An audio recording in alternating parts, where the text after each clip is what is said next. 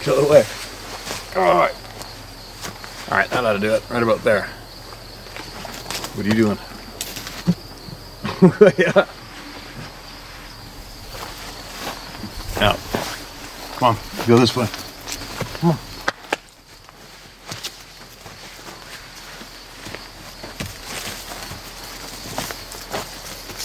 Don't be pointing at that stuff, all right? All right. Don't do it. So anyway, I'm back. Work.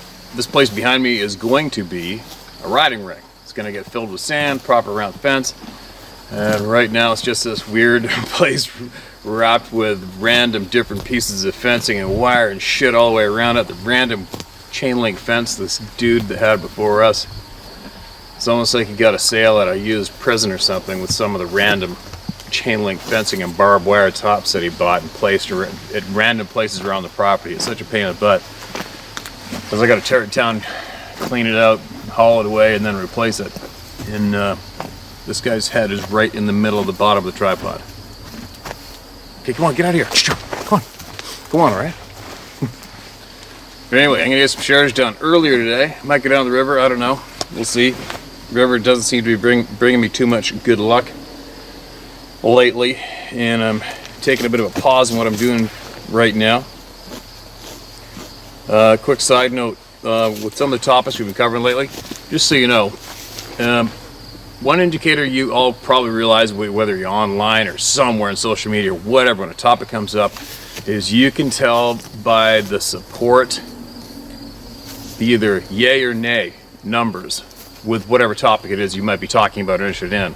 And just so you guys know, for every disgruntled email I get who's voicing their opinion and then their disdain with me bringing up certain topics, I probably receive 100 support emails. Okay, just so you know. So for every one email I receive, hate mail, asking me what the hell do you think you're doing, how can you say these things, I get probably 100 in support of. So if it's just simple math, if that doesn't tell you that something's probably up and confirms your suspicions, I don't know what else would. Okay? But either way, I still say, take from it what you will or leave it, but make sure you look into every single thing you can when it comes to any topic that directly affects your health or your life. Okay? And never jump on anyone's bandwagon ever. Figure it out for yourself first, if you can. All right? Not much wrong in saying that, is there? Now, let's get on with a handful of these shares. Looks like it's thinking about showering, maybe. I don't know. Now, what do we got? Broke down and in a ambush. Okay, this doesn't sound too fun. Almost sounds familiar. Hello, Steve. I'm writing something on my phone, so sorry for any finger typos. My name is Patty Wagner, and yes, you can use it. I'll do my best to keep this short and still have it make sense. My father was a full-blood Cherokee, and he taught me a lot about the wild people, or as he called them, wolfalangs.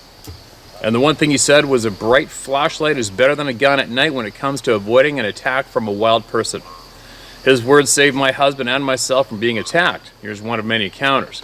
We were bringing our camper to Louisiana from Michigan last November when we broke down in Arkansas, and it was after 9 p.m. and on a Sunday. So we decided to just wait until morning to call a tow truck. On my side, there was what looked like a narrow, shallow swamp between us and the woods. I told Brian I'll take the first watch in case someone stops or tries to mess with the camper.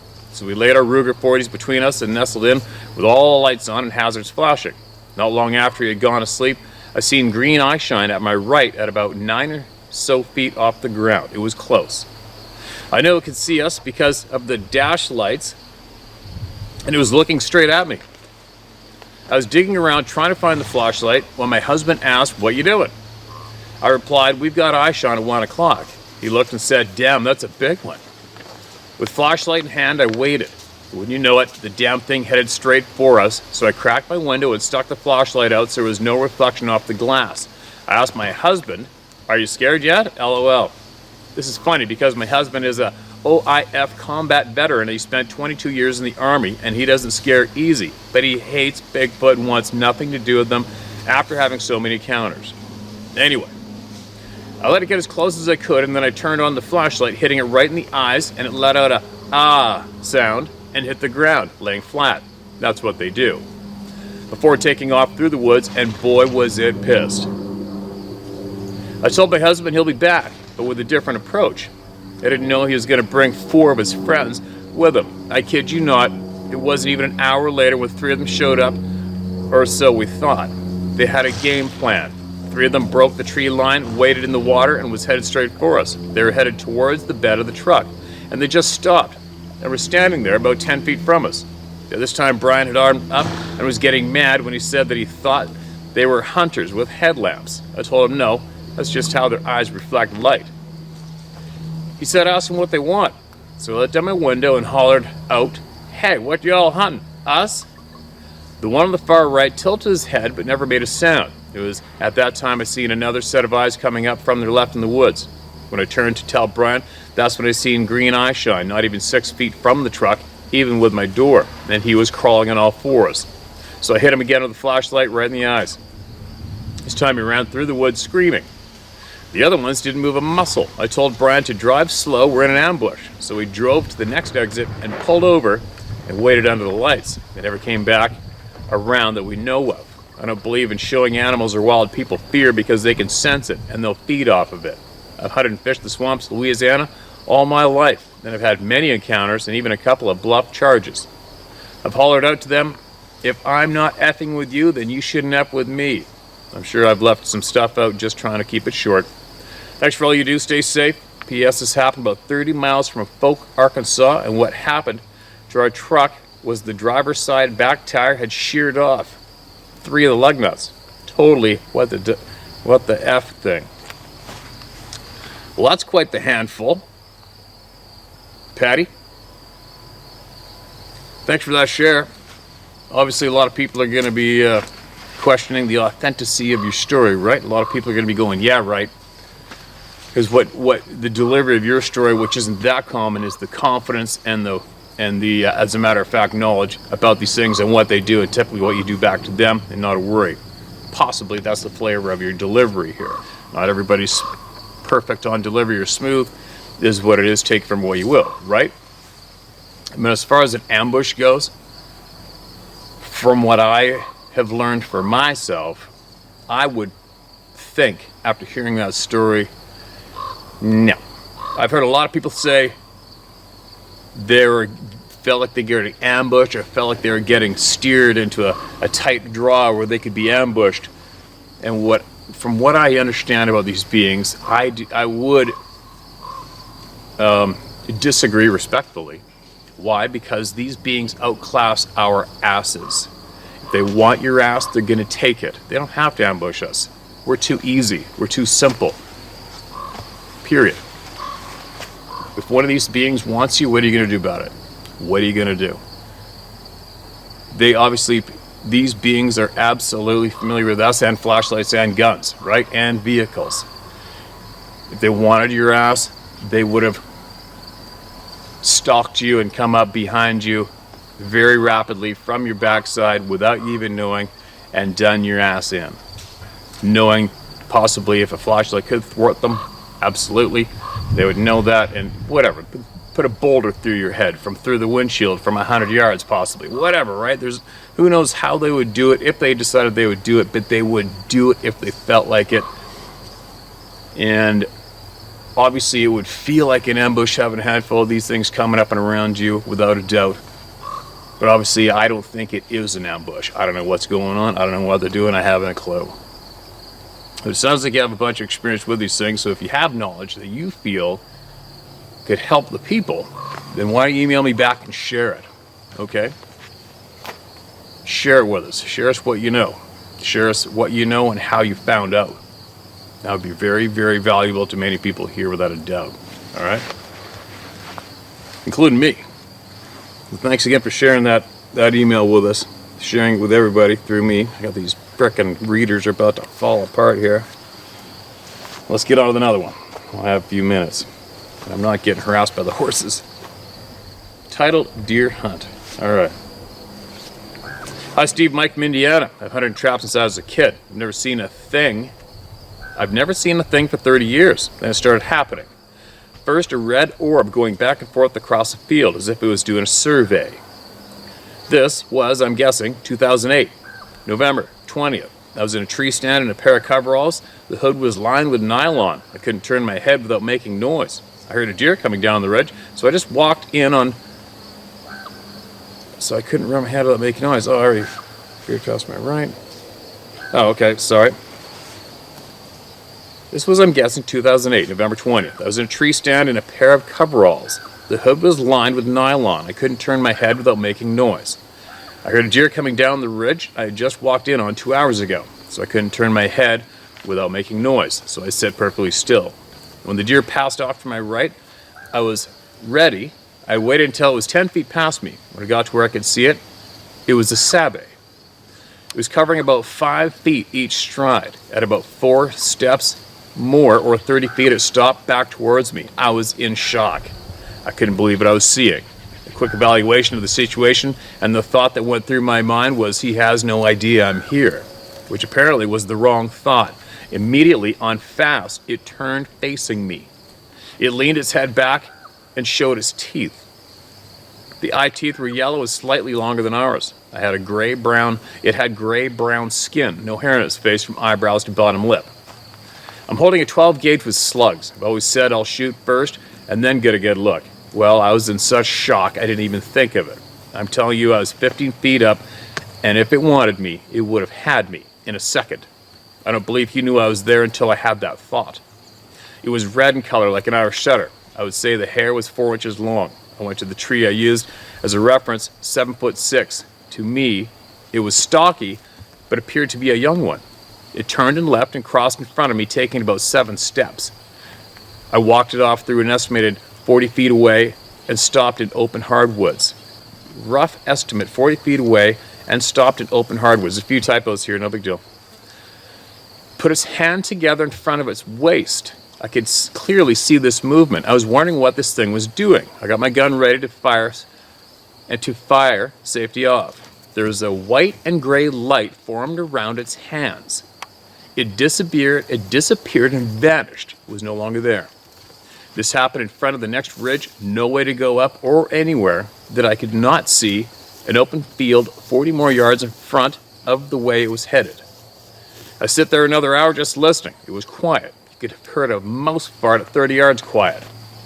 Our friend that hunts the area, I asked him if he had seen anything, and he said it walked up on him in a tree stand, showed its teeth, as I described, and turned and walked away. So, did it read my thoughts? Why did it only react when I had the thought? Why would it not look back knowing I was there with a gun? Why would it not look back knowing I was there with a gun? And it was in range. What did it do with its hands? It made it disappear. Where did it go? End of your email. Where did it go? How did it do that? Here's the question of the century, right? One thing for certain, numerous times people have emailed in saying that the second they looked at it, even though it was standing facing the opposite direction, the Sasquatch, Sabe, wild person of the forest, whatever you want to call it, stops dead in their tracks, even with their back to the people who see it and acknowledge what it is and go into shock, right? I've had people say they put a spotting scope on it and the thing they put the scope on instantly stopped and looked at them. I've heard of people putting rifle scopes on them and they stop and look at them, quote, through the rifle scope into my eyes. Numerous times people reported looking at these things and they stop dead in their tracks and look them square in the eye and start intimidating them, or they get some words across to them in the back of their head. As far as the white light between their eyes and them disappearing, does it surprise me? Not the frickin' slightest. The amount of glowing orbs, glowing balls of light associated with sightings of these beings is frickin' unbelievable.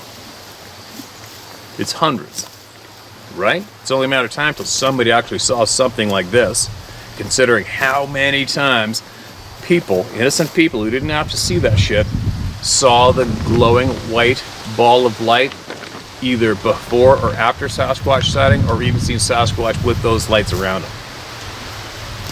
People have wrote in and shared that numerous times. What are we going to say to that? Tell them to shut up? Right? There's a bunch of crazy shit out there that we got to start paying attention to. Especially if you want the real answers, right?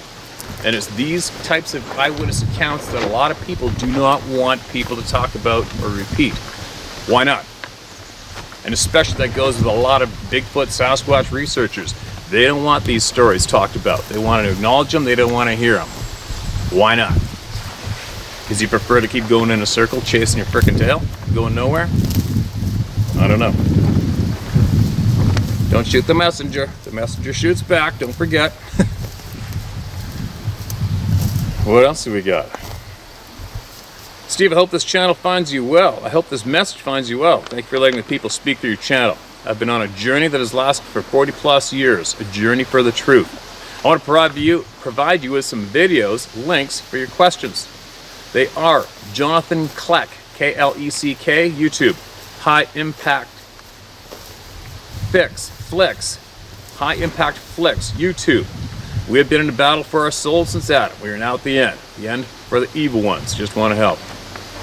All right, short and sweet, no name attached to it, and it was shared with me. So what the hell? We'll throw that in there and share that with all you guys. And any of you interested sleuths want to check that out, give her. All right. What else do we got? Okay, this is titled "Big Feet."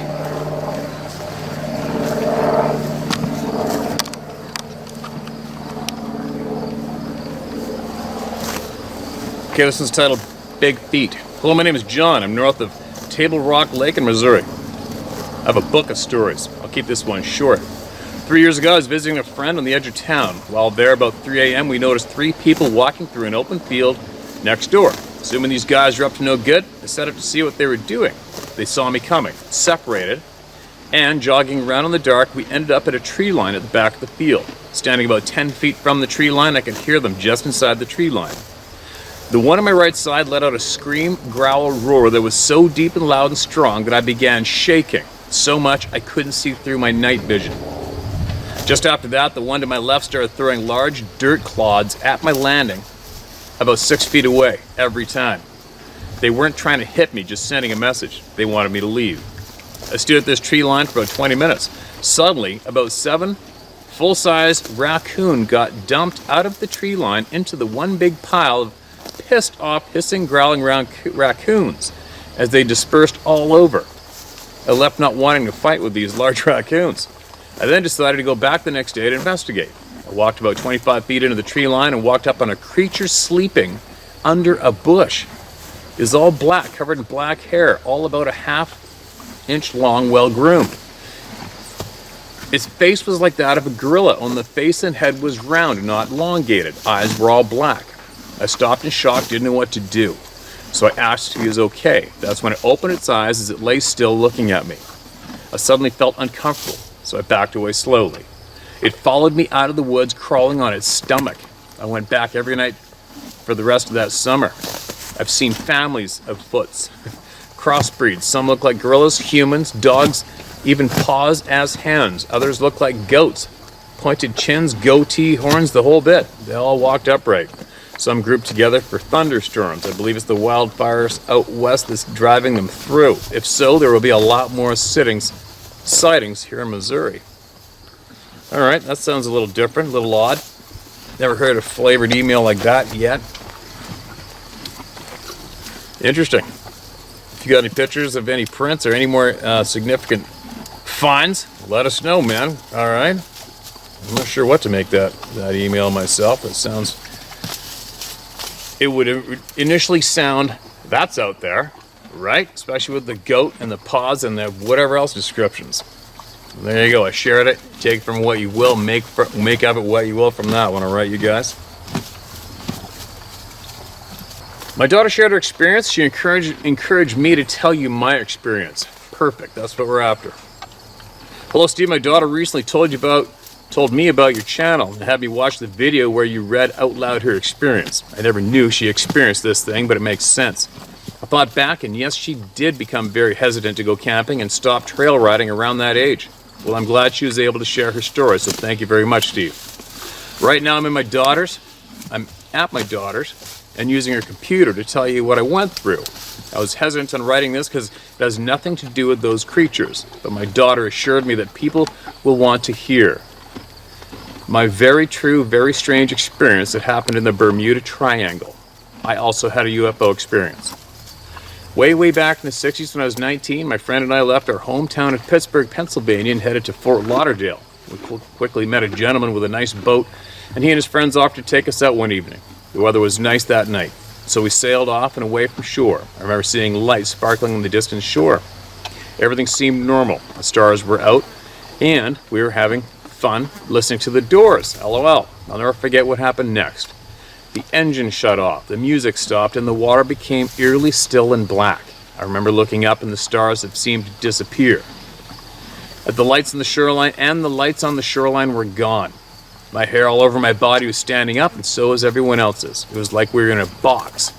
The guy who owned the boat, I recall, was frantically saying all of his instruments weren't working. The compass was spinning. For 30 minutes, none of us really said a word. I think because we were all so scared. I remember looking at the still black water and having this feeling that something is about to emerge. Nothing ever did. And then suddenly everything was back to normal. The stars and lights on the shoreline were back, the water had subtle movement again, and the music and engine suddenly came back on.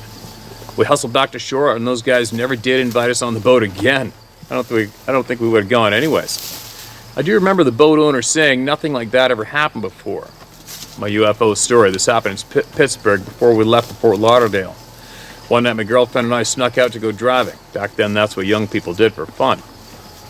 We were on a backcountry road when up ahead of us a police car was pulled over. As we approached, the officer was standing outside of his car with two other people pointing up to the sky. So we pulled over to see what they were pointing to. It was a huge saucer. It was silent and was hovering above us. Then after a few minutes, the thing shot off so fast and made no sound. I remember having trouble starting my car after. Well, we couldn't believe this. We were so scared we sped home and woke my parents up. They were upset at first. I snuck out, but after telling them what happened, they were happy we were okay. As my girlfriend and I were talking with my parents about what we saw, there was a knock on the front door. Two men dressed in polo shirts and jeans basically confirmed that we saw something and told us very firmly to not talk about it. My mother chirped up, like hell they won't, LOL. Oh, and later that night, as I obviously couldn't sleep, I sat by the window waiting to see it again. As I'm sitting there, a car pulled up and two men jumped out and ran towards my car. I saw them with like a white rag in their hands, and they like dusted my car off. Before I could get outside, they were gone, and that's it. I honestly don't ever talk about these stories anymore unless my daughter insists. LOL. I hope you and everyone enjoy. Thank you, Steve. Marianne. Marianne, that's a holy shit story. It's the part where they say, don't you mention a thing or talk about it. Just like your mom says the hell they want to say, ram it up your ass. We're talking about it. We are human beings just like you, and you're not going to tell me what I can talk about or not. Period. Right? Maybe that's why people are disappearing, because they don't want them to talk about the truth, what's going on with our crazy existence. But anyway, those clouds have blown off, the sun's baking down on me. I think I'm going to move into that barn in a little bit of shade. See if I can get a few more emails done, then I'm going to get back to work for a couple more hours. Give me a second here. Alright, I'm in my so-called barn. Oh my god, this thing is so tragic, but it's almost ready to go. You can see I've torn apart most of the connecting pieces of cobweb-like wood pieces behind me, and I'm going to tear out these two chunks. This is actually a cube. There's another cube with a little roof on it attached, and those are just going to put a cable around them and yard them right out, and then start reframing on top of the concrete slab, making it brand new again. Eventually. I think we got 60 chickens, peeps showing up, meat kings showing up on Friday, and half a dozen turkeys. So I got to get that all ready for those guys. It's endless. endless. I'm supposed to be on the water guiding. Anyway, here we go. I'm all about getting these emails shared. There's nothing better than getting the people speaking out loud and sharing knowledge, man. Nothing. Alright, here we go. 3 separate sightings in West Virginia. Hello, Steve. My name is BJ Ellison. I'm writing to tell you my 3 experiences. Well, 2 of my own and 1 of my mother. When I was a teenager living in Coal City, West Virginia, we would play in the woods, creeks, and old mine sites. It's pretty remote where I live with nice thick patches of forest. I was 14. My best friend was 13. We were about a mile into the woods behind our houses, the hillside slanting steeply to a creek in the holler with cliffs setting back about 100 yards off the creek. Cliffs stair-step to the top where there was a cave. We climbed up to see what was inside the cave. I reached the entrance first. My friend close behind on the next ledge down. I was met with glowing red eyes and a growl. I told him to run. We bounded down the cliffs and was running towards the creek. We thought it was a bear, but I remember as we ran down the steep hill, it ran like we did. It was so steep we would take to steps and have to jump. It was doing the same thing. It was not on all fours. We reached the creek and we reached the creek, and what was once right behind us was now nowhere to be seen. Fast forward a few years, and me and another buddy were deer hunting in Webster County.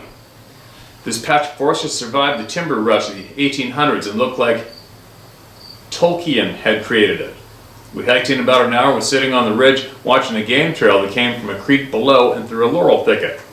We had been there a few hours when the giant black beast appeared out of thin air about 15 feet in front of the thicket. It looked at us and started up the hillside. My friend raised his rifle and it screamed. The scream froze us in place. It felt like standing in front of a train whistle. Neither of us could move, scream, or even blink. Once my friend relaxed his arms enough for them to lower the rifle. As he told me, it wasn't himself making the movements, but the beast screaming at us. It took off up the hill and was gone. It left no tracks on the hillside, which was too steep for us to climb. Instead, it had kicked its feet into the earth, making essentially a shelf or pocket to step off of. My friend's dad was hunting the next ridge over and said he never heard a sound. The third experience is me relaying my mother's experience. My mother's a devout woman, doesn't do drugs, and has nothing to gain from this. She was driving along a back road below the house that borders a mountain range and some deep, thick woods. She had passed a rock quarry when she thought she saw a man walking. She slowed down for a better look because she thought he was naked. She said it was 8 feet tall, about 4 feet wide at the chest, gray skin, black and gray hair, but it wasn't overly hairy and had a human-like face with no hair on it.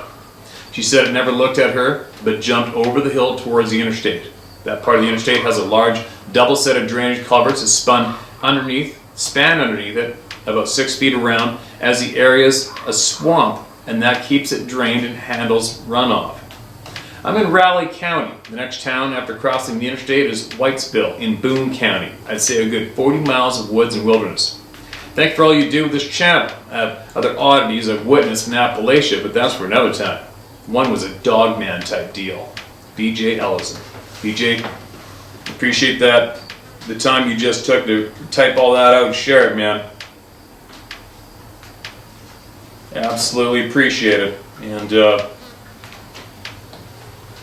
you know you're not alone. Once you join the frickin' club of no return, right? You're not alone. I wonder just how many people have reported publicly that these things disappeared or appeared just like that. And to your average human mind, that is going to be very, very hard to believe, right? Very hard to listen to and take in, and very hard to repeat. But once you've heard that how many times from so many different people, all ways of life, how do you ignore it? How do you ignore that, right? How many witnesses does it take until it is convincingly becomes fact? I, for one, listen to the people myself. I listen to the people, and it doesn't take a brain surgeon to figure out something's up when you get literally hundreds of eyewitnesses who literally live countries apart, not related, not contacted each other, and they're reporting the exact same thing. Then what does your brain tell you to do with that information? Stick your head in the hole in the sand, or try to figure out what the F's going on, right? One thing for sure, I'll guarantee you, we're being lied to. 100% we're being lied to and misled. This topic proves it easily, very easily.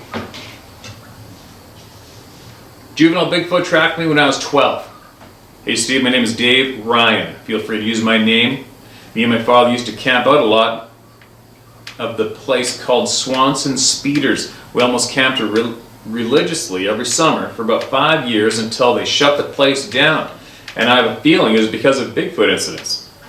At the spot me and my dad camped off the Louisville River, there was a pond adjacent to our camping spot that was a good 15 feet long and 200 feet wide. It was all surrounded by swampy wetland. There was only one place that I could find a solid ground next to a huge beaver, what I want to call home, and I would fish for bluegill and bass when I couldn't catch any fish in the Lewis River.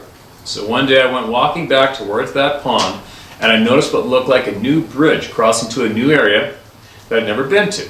And I thought, oh, that's pretty cool of the people that own this property to make that new path. And I was about 20 feet away from that bridge crossing when I saw something walking up through a dry creek bed that led up to that pond, and every time there's no periods or commas. All right, you guys? Do the best I can. And every time I would move forward, it would move forward, and I had a strange feeling, and I couldn't figure out what would be so dark and large walking, actually crawling like a spider up this dry creek bed. Mind you, I was only 12 years old, and something in my head said, don't go that way. That wasn't the first time I had a voice speaking in my head very clearly to not go somewhere, because I grew up in Richfield and 5 acres. There was a quarter acre in the middle of that property that was fed stand that I grew up in. Just to not get sidetracked, I went to go into the dark forest adjacent to our property, and I heard the same voice, don't go there. So that day at our campsite, I thought I didn't think twice about not going that direction. I heeded the instruction, I turned around, and I forgot about that totally and went on with my day.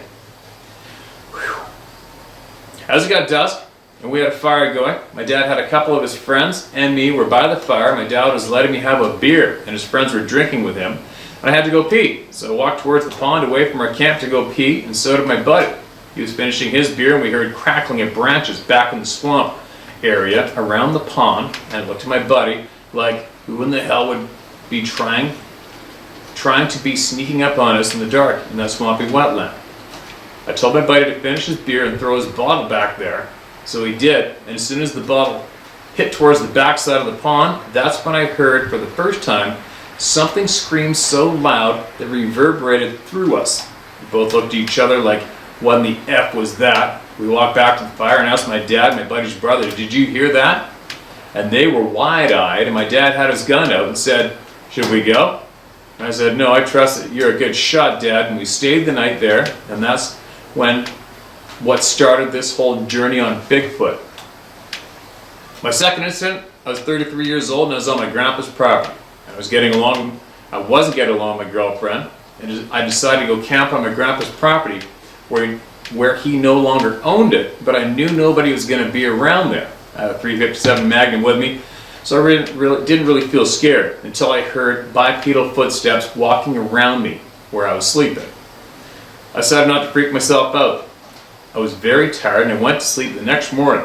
I waked to something I woke up feeling like I was being watched, and the second that I pulled my sleeping bag over my face, I heard what sounded like something taking a huge fart, loud, SH blank blank, and it blew my mind. I didn't understand what was going on because I didn't SH myself, and the tree that I was sleeping around I'd already pissed around, because I knew that if you pee around where you're camping, it'll keep predators away from you, from your scent. And there was a fresh pile of shit 2 feet away from the backside of the tree, only 10 feet away from me where I was sleeping. I instinctively went over without touching it, but I put my hand close to that pile as I could, and it looked like it was a human pile. and it was still warm. I looked around thinking, what in the F? But now that I think back, I never looked up. I never looked up in this huge tree that I was sleeping next to. I stayed out there in that same spot for 3 nights, and it was that following night when dusk hit that something jumped out of that tree, and I heard the bipedal footsteps, and it scared the holy shit out of me. I don't know if anyone else has had a Bigfoot come to them and torment them in my dreams, but I do believe that same juvenile that was searching me out as a child still searches me out to this day, even in my dreams and nightmares. And I agree with people that believe this is Nephilim, a product of the fallen angel, because these things hate us. They despise us, and they're dangerous. Be safe, people. Yours truly, Dave Ryan from Vancouver, Washington. Well, that's a different kind of flavor story, right? Thanks for sending that in. Lucky you didn't do it on top of your tent. Crazy stories today, man. No shortage of them. No shortage of them. Dozens and dozens and dozens and freaking dozens. Steve, my name is Anthony Edens. I'm 54 years old. I love the outdoors. You can use my name. I'm comfortable with who I am. I don't care what people think. I tell them, I'm telling you what I saw. Believe it. It's what I saw. Here's my story. It's in 1984 in Madison County, Arkansas. Ball Creek area to be specific. I was 17 and just out walking as I often did. I was in an open field going uphill towards a tree line. It was about 50 yards away. All of a sudden my hair stood up and I got a cold chills. I thought, what in the world? What's going on? It startled me. I had the overwhelming feeling that I was being watched. So my immediate reaction was to freeze and look and listen, which was hard because my heart was racing. I was standing in the middle of the field. I was quickly scanning the wood line. My initial thought was mountain lion or black panther. Yes, we have both. I thought, what if someone is sneaking up behind me? So I slowly scanned the area behind me, keeping one ear to the wind. Nothing. So I faced the wood line again and did a slower, more methodical search. As I scanned, something caught my eye. I thought, what was that? Right in front of me to the right a bit, about 20 feet into the wood line, peeking around a big oak tree, was a large, dark figure staring at me. The reason I missed it the first time was the height off the ground. Now, I was used to scanning the woods at a lower level for deer, squirrels, rabbits, and coyotes, but not 8 or 9 feet off the ground. It was tall.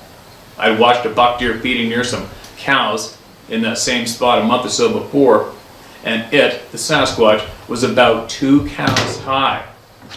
And I could see a hand, not a paw or a clawed paw, an arm on the big oak, a shoulder, and its head.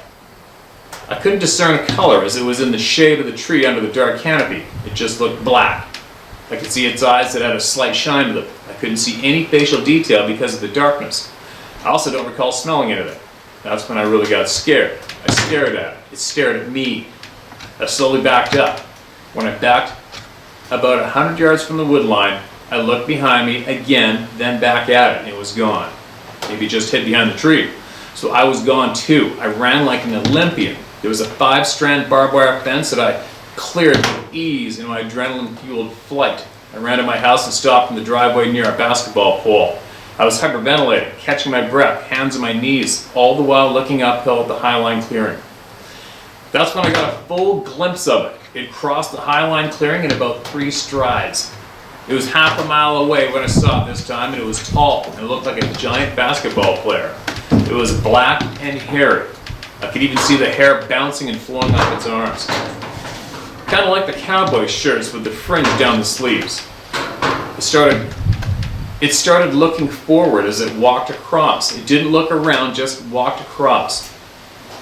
There weren't any houses in his path except on a bench that was below him, where an old neighbor and his wife lived. It's pretty much just forest beyond. When I gained composure, I went in the house and said nothing, just contemplating what exactly just happened. I told no one for 20 or 30 years. I had reoccurring nightmares after that, reliving the exact happening again. It never deviated. The same exact way it happened.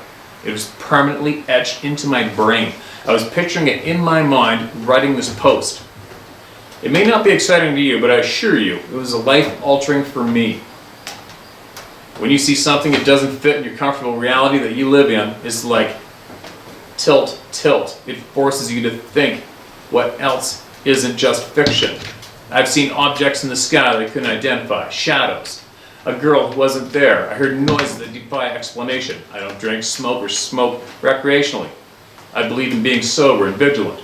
I do not for a minute think I am all-knowing. I love hearing other stories about their encounters. It's nice knowing that there are others out there. That strange things happen to other real people also. Thank you all. P.S. Since then I've heard tree knocks, whoops, howls, whistles, and claps. I've experienced the deafening sounds while up in my tree stand. It's like the forest just shut off. It was so quiet I could hear my vest crinkling when I breathed. It lasted about 5 minutes. Then the forest just started back up again. I was on heightened alert, but saw nothing. I've been followed, paced, and escorted out of the woods. I don't go looking for them. We found tracks near the Cass, Arkansas, just out 4-wheeling last year. Barefoot tracks about 16 to 17 inches long in thick brush and briars. I've seen lots of bears and even saw a black panther one night near Coombs, Arkansas. It crossed the road in front of me. It was long. It went across the road in my headlights. It had a sheen on its fur. It turned its head and looked at me as it crossed. It had green eyes when it looked at me. When its nose was even with the yellow line in the center, its tail was still in the ditch. Its movements were fluid, like pouring black water across the road. I had a co-worker who was friends with the guy who lived in the house near there. Said as they were sitting on the tailgate one evening, just chewing the fat, they heard a panther scream, just about soiled themselves. So we do have black panthers. Thousands of people have had sightings. Are they telling the truth? Most people are, I believe. You can tell the ones that are just wanting attention. They don't have that. I can see it now as clear as when it happened. Facial expression. We've had sightings of Bigfoot / wild men here in Arkansas since people have moved here. The country I had my experience in has a nickname, Booger County, because of the wood boogers. The hollow near my sighting is called Panther Creek. Next where you do keep up the good work, upwards and onwards. There you go. Another member of the Club of No Return and another person relieved to hear all these people's experiences being shared on this channel with everybody. Alright? Obviously that's going to be one hell of a huge relief for people who have had to keep this secret for frickin' how many years? I don't know how anybody can keep... I just don't understand how people can keep that silent for so long. Myself, I mean, obviously, it's tougher just to keep me silent, period, obviously, right? That's just me. I wonder how many people are watching this channel and harboring that experience and still don't have the guts to come out and share it.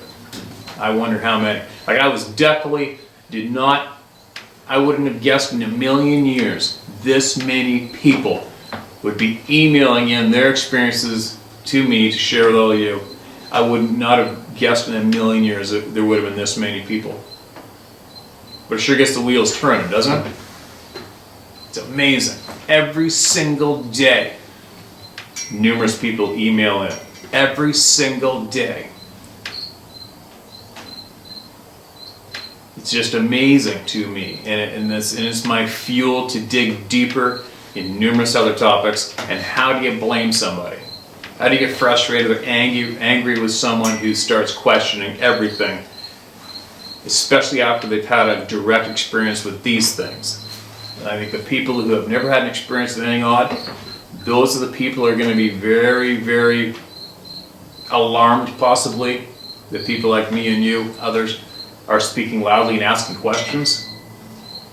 But how do you blame people for asking why? How do you blame people for not trusting the people who control the mainstream news outlets?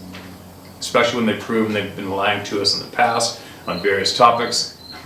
But then all of a sudden it's 2021 and we should believe them on a certain topic. Right? Wrong. You look into everything yourself.